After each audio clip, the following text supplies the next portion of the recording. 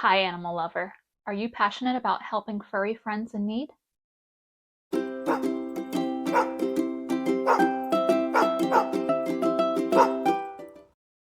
Today, let's talk about how to get involved with rescue.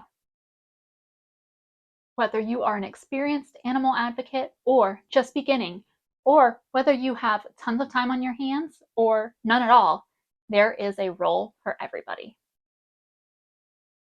First one, obviously, is finding a rescue to get involved with.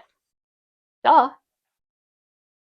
So one of my big things is always talking about staying local, supporting local, all that good stuff. So the easiest thing to do is just get on Google Maps and find a local rescue near you or near me, whatever the case may be. I honestly and truthfully do believe this is the best way to get started because then you can focus in, if you really want to, on whether you want to get involved with bird rescue or dog rescue or kitty rescue or whatever the case may be. You can get really specific with what you're looking for. Obviously, from there, the next step is just to contact the rescue. Most of them have a website, at least at the very minimum, and usually some kind of contact information, whether you contact through the website or a phone number or maybe an extra application to apply for working with them. Yet others do also have social media and are very active on social media, so that might be the best way to contact them.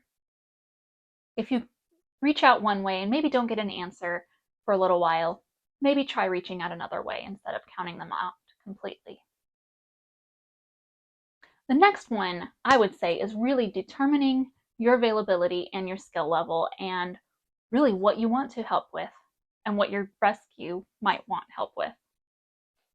Obviously, all, if not all, most rescues would need the information just about who they have up for adoption and maybe just, fundraising and things like that.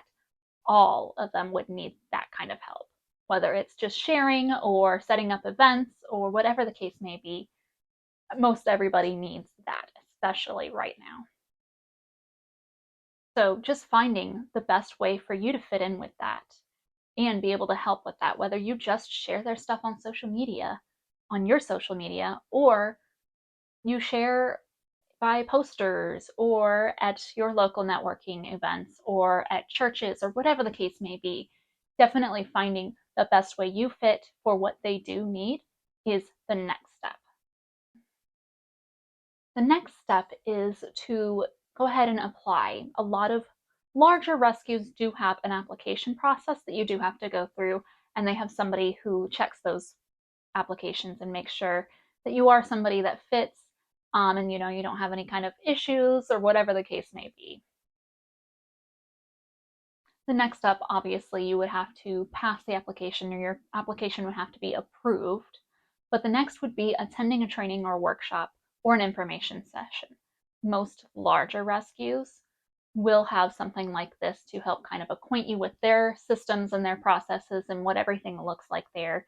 And, just what you're getting into and everything. And that's usually a lot of the place where you can talk to them about what your skills are, what you're willing to do, and what you're able to do, and how that fits with what they're looking for and need as well.